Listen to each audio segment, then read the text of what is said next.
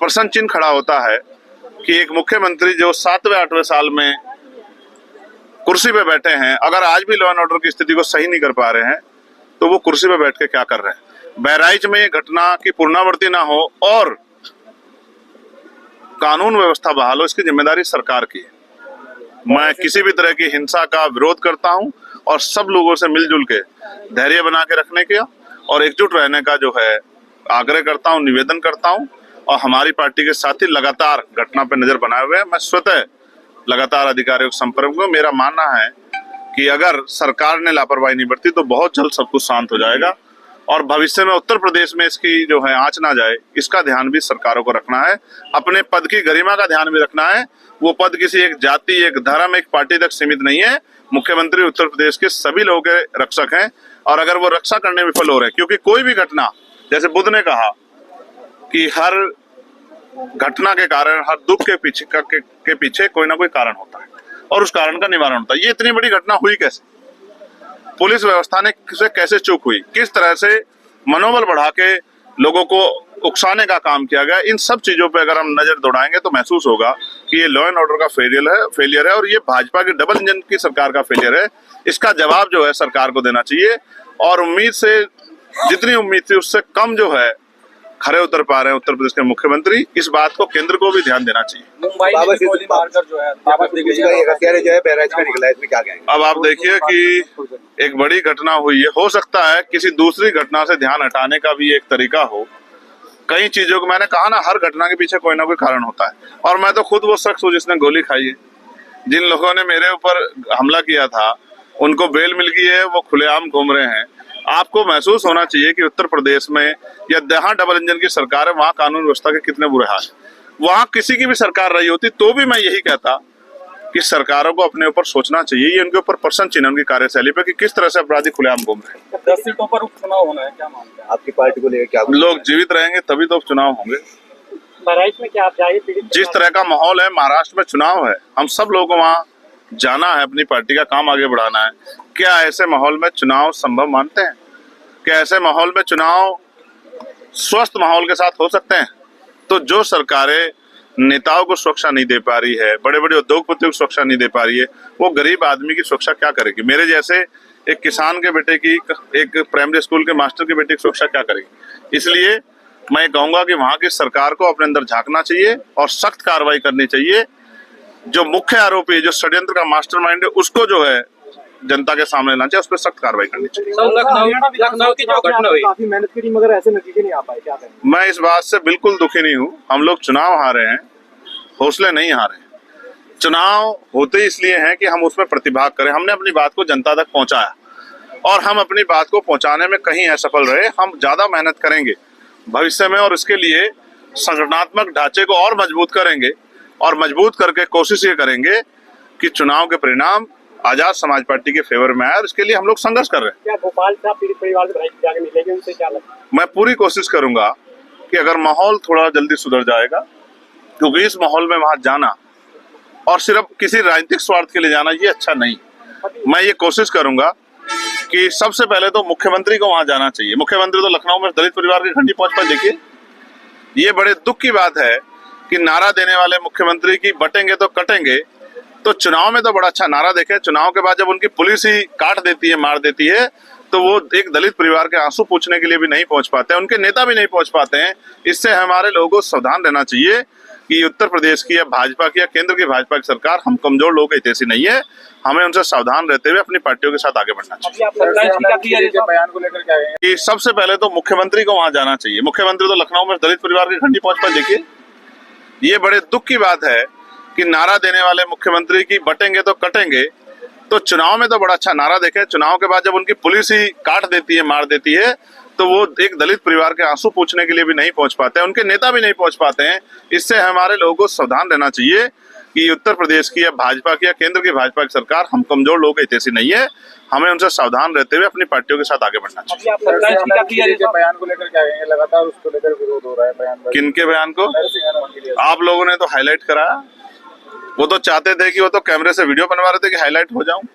इस तरह से किसी भी इष्ट के खिलाफ बयान देकर और सस्ती लोकप्रियता के कारण देश को अस्थिर करना, एक बड़े समाज के खिलाफ इस तरह की बयानबाजी करके और लोगों को मजबूर करना, आक्रोशित करना कि वो सड़कों पे आए और उससे सरकार का एजेंडा कामयाब हो, मैं इससे कतई भी सहमत नहीं हूं।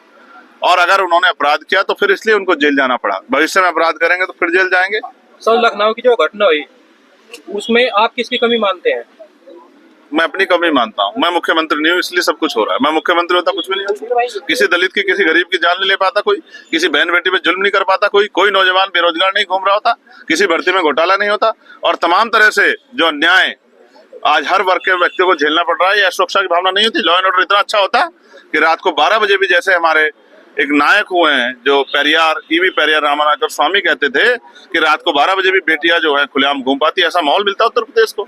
अभी हम मेहनत कर रहे हैं, भविष्य में ये दिन जो है आएंगे, और जब ये दिन आएंगे तो आपको एहसास होगा। ने कहा है आपको मंत्री पद की मिलने की ऑफर आया है और भी ऑफर आया है, तो उसमें क्या कहना है, कौन लोग थे? मैं फिर आपसे कहूंगा, आप कहाँ पुराने गड़े मुर्दे उखाड़ रहे हैं, आज पे जिन्हें काम कीजिए। मंत्री पद तो आते जाते रहते हैं, बहुत सारे मंत्री आज चले गए, हम तो मिशन के सिपाही हैं। आपको पता है हरियाणा मेरी गाड़ी पे हमला हुआ था, उनका उद्देश्य क्या था? वो चाहते थे कि चंद्रशेखर आजाद को समाज ने एक गाड़ी दे रखी, इसको तोड़ दो तो ये पैदल हो जाएगा। उनको नहीं पता मेरा समाज वो है कि भाई एक नहीं 1000 गाड़ियों की अपील करूंगा तो कल तक 1000 गाड़ियां खड़ी होंगी। हमारा समाज जो गरीब समाज है, बहुत स्वाभिमानी समाज, उसने कभी जो है मेरे पैरों को कमजोर नहीं पड़ने दिया, और जब जब मुझे जिस चीज की जरूरत हुई उसने वो मुझे उपलब्ध करा के दी। मेरे चुनाव में एक एक पैसा जुटा के मुझे चुनाव जिताने का काम किया और अपनी मेहनत से चुनाव लड़ने का काम किया। हम स्वाभिमानी समाज में पैदा हुए हैं, इन छोटे मोटे हमलों से हम लोग डरने वाले नहीं, हम लोग लड़ाई को लड़ते रहेंगे। क्या कहना चाहेंगे लोगों को, क्या संदेश देना चाहेंगे जिस तरीके का माहौल? एकजुट रहें, भाईचारा बनाएं, और ये चुनाव के समय जो इस तरह घटनाएं होती है उनसे सावधान रहें। भारत हमारा बहुत विस्तृत है, इसकी जो पहचान हमारी एकता है, इसको बना के रखें। सरकार तो दावा करती है कि अखंड भारत बनाएंगे, ईरान, अफगानिस्तान सबको, पाकिस्तान सबको मिला लेंगे, और देश को संभाल नहीं पा रहे हैं। तो ऐसी निकम्मी सरकारें भी देश के लिए अच्छी नहीं। आने वाले उपचुनाव में क्या किसी शेखर भाई सहारनपुर पहुंचे, क्या कुछ था? देखिए, सहारनपुर ये मत कहिए कि सहारनपुर पहुंचा हूँ भाई, मैं तो हो गया इसलिए कहना पड़ रहा है। नहीं, मैं सहारनपुर का ही हूँ, बेटा भी सहारनपुर का हूँ, कार्यकर्ता भी सहारनपुर का हूँ, सेवक भी सहारनपुर का हूँ, सिपाही भी सहारनपुर का हूँ, और मेरी पहचान ही सहारनपुर है। आज हमारे सीनियर साथी इंजीनियर डीपी सिंह जी, जो राष्ट्रीय महासचिव थे बीएमपी पार्टी में, आज उन्होंने अपने साथियों के साथ बीएमपी को छोड़ के आजाद समाज पार्टी में आस्था और विश्वास व्यक्त किया है। लंबे समय से हमने उनको संघर्ष करते देखा, हमने उनसे बहुत कुछ सीखा भी। वो हमारे सीनियर हैं मिशन में, मैं उनका आजाद समाज पार्टी में स्वागत करता हूं। और क्योंकि एक सदस्यता अभियान हमने पूरे प्रदेश में चलाया हुआ है, हर दिन जिला मुख्यालयों पे और विधानसभा कार्यालयों पे जो है सैकड़ों की संख्या में लोग सदस्यता लेते हैं और आस्था विश्वास आजाद समाज पार्टी में व्यक्त करते हैं। क्योंकि जिस उम्मीद के साथ पिछला आंदोलन चला था, वो आंदोलन सफल जो है उस तरह से नहीं रह पाया। अब जनता की जो है, और उसमें भी बहुजन समाज की इच्छा ये है कि बाबा साहब अम्बेडकर और माननीय काशीराम साहब का आंदोलन सफल होना चाहिए।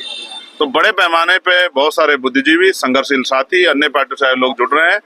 मैं उनका स्वागत करता हूँ और मैं उनको विश्वास दिलाता हूँ कि हम सब लोग मिलकर महापुरुषों के इस कारवा को आगे बढ़ाने का काम करेंगे और मंजिल पे ले जाने का काम करेंगे। जो बहराइच में दंगे हो रहे हैं, इसके बारे में क्या कहना चाहिए? बहराइच की घटना, मैंने उस पर अपनी बात रखी है कि बहुत जो है संयोग से, बुरे संयोग से वो दुखदाई है, मगर इसके लिए जो कानून व्यवस्था, जिस पे लगातार सवाल उठ रहे हैं। आप समझिए, अभी लखीमपुर खीरी में एक विधायक को सरेआम थप्पड़बाजी कर दी गई और कोई एफआईआर नहीं। दूसरा, 4 लोगों की सरेआम, जिनमें 2 बच्चियां थी, गोली मारकर जो है सरेआम हत्या कर दी गई शाम के 7 बजे। और लखनऊ में पुलिस के द्वारा जो है अमन नाम के एक शेड्यूल कास्ट के बच्चे की हत्या कर दी गई। जब इस तरह के अपराध की घटनाएं बढ़ेंगी तो अपराधियों के हौसले बढ़ेंगे। जिस शख्स की जान गई, शायद उनका नाम गोपाल है, मुझे उनके परिवार के प्रति मेरी संवेदनाएं है। जिस व्यक्ति ने ऐसा किया है उस पर सख्त से सख्त कार्रवाई होनी चाहिए। साथ साथ कानून व्यवस्था दुरुस्त रहे और ये घटनाएं आगे ना बढ़े, इसके लिए लॉ एंड ऑर्डर को सख्त करना और अपने चरित्रों को छूट देना मुख्यमंत्री को बंद करना चाहिए और लॉ एंड ऑर्डर को सख्त करना चाहिए। ये उनके ऊपर एक प्रश्न चिन्ह खड़ा होता है कि एक मुख्यमंत्री जो 7वें 8वें साल में कुर्सी पे बैठे हैं, अगर आज भी लॉ एंड ऑर्डर की स्थिति को सही नहीं कर पा रहे हैं तो वो कुर्सी पे बैठ के क्या कर रहे हैं। बहराइच में ये घटना की पुनरावृत्ति ना हो और कानून व्यवस्था